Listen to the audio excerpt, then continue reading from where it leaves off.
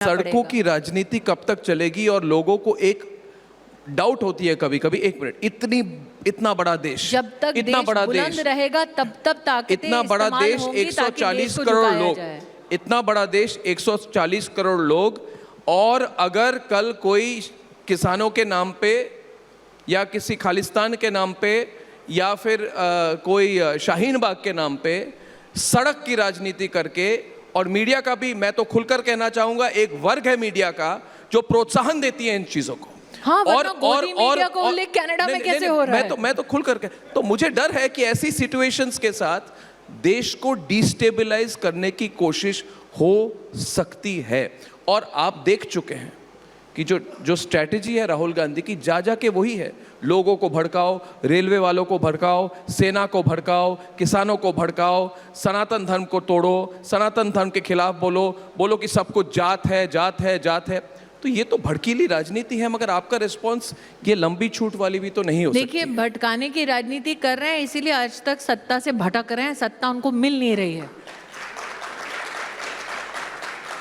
क्योंकि देश भी समझता है कि ये तोड़ने की राजनीति कर रहे हैं, देश को जोड़ने की राजनीति नहीं कर रहे। मैं तो ये कह दूंगा कि अगर जस्टिन ट्रूडो अपने आप को गलत साबित नहीं करते परसों, तो राहुल गांधी जस्टिन ट्रूडो का भी समर्थन कर देते। आपको क्यों लगता है कि समर्थन नहीं कर रहे हैं? कहाँ आकर उन्होंने प्रखरता से कहा है कि मेरे देश की मीडिया पर इस प्रकार से जो आप प्रभाव डालने की कोशिश कर रहे हैं, या आप ऑफिशियल कम्युनिकेशन से जो प्रहार कर रहे हैं, मीडिया मेरे देश में फोर्थ स्टेट इंडिपेंडेंट है, सब कुछ लिंक्ड है। जैसे एक महीने पहले वो अमेरिका में जाके उन्होंने कहा कि हमारे देश में सिख जो सिख है वो कड़ा नहीं पहन सकते। उस दिन रात को मैंने कहा कि मैं खुद पिछले 35 साल से कड़ा पहन रहा हूं, जो मुझे सिख दोस्त ने मुझे दी। मार्शल कौन है? एयरफोर्स के आपके मुखिया कौन है? मगर क्या लिंक्ड है? मैं कह रहा हूं कि जो कनाडा ने किया, जो खालिस्तानियों को समर्थन हो रहा है, और एक महीने पहले अमेरिका में जाके जो राहुल गांधी ने कहा, क्या इसमें कोई लिंक नहीं है? क्या राहुल गांधी ने एक प्रो खालिस्तान लाइन नहीं ली एक महीने पहले? और एक महीने बाद उन्हीं खालिस्तानियों का समर्थन करने के लिए जस्टिन ट्रूडो ने अंतर्राष्ट्रीय साजिश की और मोदी का नाम लिया, हमारे प्रधानमंत्री का नाम लिया और हमारे देश के खिलाफ बात की। तो क्या ये चीजें लिंक्ड नहीं है? तो मैं फिर से पूछ रहा हूं, ये किसके लिए कर रहे हैं? मैं दोबारा कह रही हूँ, वो चाहते हैं कि आपको उकसाकर आपसे कुछ ऐसा करवाया जाए ताकि आपके लोकतंत्र को वो देश में विदेश में कलंकित करें। It takes a lot of self discipline to ensure that you keep following the path which is constitutionally ordained for the head of government. Narendra Modi ने वो डेमोक्रेटिक रिस्ट्रेन और अपने संविधान, अपने पद के प्रति वो सम्मान और वो डिसिप्लिन दिखाया है। वो भी जानते हैं कि ये जो राजनीति राहुल गांधी कर रहे हैं वो राष्ट्र की उन्नति के लिए नहीं कर रहे हैं, वो इनफैक्ट विपक्ष की एकता के लिए भी नहीं कर रहे हैं। वो सिर्फ अपने आप को पॉलिटिकली रेलेवेंट रखने के लिए राजनीति कर रहे हैं। क्योंकि अगर वो ज़मीन पर रेलेवेंट होते तो जो कश्मीर में उनका हाल हुआ, जो हरियाणा में उनका हाल हुआ, वो कांग्रेस पार्टी का हाल नहीं होता। उनको तो लगता है जम्मू कश्मीर सरकार में उनको 10 मंत्रालय मिलने चाहिए थे। मैंने कहा ना कि वो ऐसी पॉलिटिकल कॉम्प्लिकेशन है जो कांग्रेस पार्टी नहीं सुलझा पाई, तो साहब आप कहाँ से सुलझाइएगा? मगर आपने एक बड़ी बात कही है कि आपने कहा है जो सिचुएशन है देश में भड़काने की कोशिश बहुत होगी। मगर जो बात इन्होंने कही है कि मगर इस भड़काने के मगर धैर्य रखना होगा। आप कह रहे हैं कि धैर्य के साथ, आपके धैर्य, उनका सबसे बड़ा प्रहार ही यह है कि अगर आप कांग्रेस पार्टी के नहीं हैं तो आपको लोकतांत्रिक तरीके से सरकार चलाना नहीं आता। नरेंद्र मोदी ने प्रूव किया कि लोकतांत्रिक तरीके से सरकार चलाने के लिए, देश को विकास के पथ पर ले जाने के लिए गांधी खानदान में पैदा होने की जरूरत नहीं है। और उनकी दुखती रग यही है कि कोई तीसरी बार नॉन गांधी परिवार का देश का प्रधानमंत्री बन गया। उनकी दुखती रग यही है कि जिसे 2013 में तिरस्कार करते थे चाय वाला कह के, वो देश का प्रधानमंत्री बन गया। उनकी दुखती रग ये है कि जिसको हम जेल भरने की तैयारी कर रहे थे, किसी भी तौर तरीके से वो देश का तीसरी बार प्रधानमंत्री बन गया। उनकी दुखती रग ये है कि वो प्रधानमंत्री है जो देश में और विदेश में भारत की विकास की सिर्फ बात नहीं करता, व्यवस्था करता है।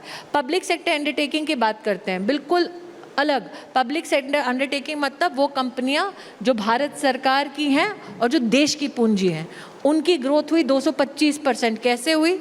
मोदी की सरकार में 10 साल में 5 करोड़ से ज़्यादा फर्जी लाभार्थी पकड़े गए। 40-50 साल की देश की राजनीति में वो 5 करोड़ फर्जी अकाउंट का पैसा कौन सी पार्टी के जेब में जा रहा था? तो Rahul Gandhi politically expedient politics कर रहा है। अगर दम होता, हम तो गए, मैं गई ना अमेठी लड़ने, दम होता तो बनारस लड़के दिखाते, बड़ौदा लड़के दिखाते। अपनी गली में तो सभी शेर हैं। आप कह रहे दम नहीं है इसलिए अमेठी से भाग गए। अरे भैया, अपनी गली में तो सब शेर हैं। मगर आप ऑफर करिए ना उनको कि दम है तो लड़िए अमेठी से। मैंने तो पहले भी कहा था नहीं लड़े ना। एक बार और कह दीजिए। वो अब तो उनको तश्तरी में ला कर दिया जाएगा ना। लेकिन अब भी कह देती हूँ कि अब भी अगर 29 में लड़ने की अमेठी कोशिश की तो जीतेंगे नहीं, वो उनको भी पता है। उतना तो मैंने तय करवा दिया वहाँ पे कि अगर 29 में अगर आने का वहाँ पर उन्होंने विचार किया तो धूल चटाएंगे बीजेपी वाले, ये तो पक्का है। यही तो है जो जवाब मैंने शुरुआत में मैंने पूछा था इनको। मगर स्मृति जी, हम तो चाहते हैं कि स्मृति ईरानी बनाम राहुल गांधी एक बार और हो जाए कि नहीं हो जाए? पब्लिक डिमांड है। नहीं, मैं तो कहती हूँ कि आप कॉन्स्टिट्यूएंसी तो छोड़िए, बेखौफ आकर किसी राष्ट्रीय मंच पर स्मृति ईरानी छोड़िए, भाजपा के किसी साधारण कार्यकर्ता से राष्ट्रीय मुद्दों पर चर्चा कर लीजिए। ये भी उनको छूट देती हूँ कि मंच के आसपास अर्नब गोस्वामी नहीं रहेगा, सिर्फ जनता रहेगी। जिसमें इतना दम नहीं है उससे आप लड़ने की बात करते हैं साहब। वैसे मेरी एक बार भेंट हो चुकी है। हाँ, उस भेंट का परिणाम क्या था देश ने देख लिया है। स्मृति ईरानी जी, क्या भारत खतरे में है? क्या जब तक मोदी है तब तक भारत खतरे में नहीं है।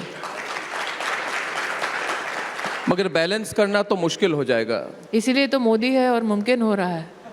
नहीं, मगर यूक्रेन, रशिया, चीन और अमेरिका के बीच आप पिछले चुनाव के बाद आप कई अंतर्राष्ट्रीय सभाओं में आपने बात की है, आपने एड्रेस किया है, यूनाइटेड किंगडम में, यूएस में। आप क्या देख रहे हैं? क्या भारत को दुनिया कैसे देख रही है और क्या खतरा है, क्या थ्रेट्स है, और हम क्या बैलेंस कर पाएंगे? लोग कहते हैं यूक्रेन के बाद हमने बैलेंस करके हम बीच के रास्ते से राष्ट्रहित पे हमने काम की। मगर क्या राष्ट्रहित को ही सर्वोपरि मानकर हर विषय पर काम किया जा सकता है, या फिर थोड़ी बहुत बैलेंसिंग करनी पड़ती है? थोड़ी बहुत अपनी इकोनॉमी को चीन को खोलना पड़ता है, थोड़ी बहुत हमारे जो क्या कहते हैं कि इलॉन मस्क को आने देना पड़ता है, कोई दूसरी चीज होती है। क्या प्रभाव नहीं होता, प्रेशर नहीं बनता देश पर? देखिए, नरेंद्र मोदी दोनों तरफ से, चीन से, रूस से, अमेरिका से, पूरे देश। हम एक ही देश हैं। जो रूस और यूक्रेन के बीच में जब द्वंद्व हुआ तब प्रधानमंत्री मोदी ने एक बहुत अच्छा वाक्य कहा कि लोगों ने बार बार भारत से पूछा कि तुम रूस की तरफ हो या यूक्रेन की तरफ हो। प्रधानमंत्री मोदी ने कहा भारत ने पक्षपात नहीं किया, हम हमेशा शांति के पक्ष में रहे हैं। That we've always been on the side of peace. Bharat से कोई उम्मीद नहीं लगाता था।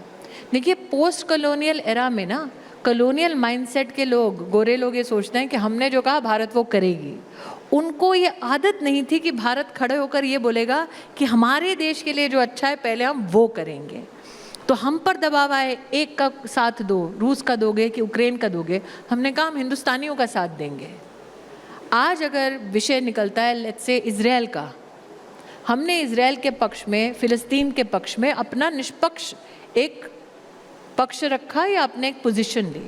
आज जब देश का विदेश मंत्री जाता है एससीओ समिट के लिए तो बेखौफ होकर बोलता है कि मैं बायलैटरल के लिए नहीं जा रहा, और कोई भी विदेशी ताकत में इतना दम नहीं कि भारत को मजबूर कर ले कि जा ही रहे हो तो बायलैटरल भी कर लो।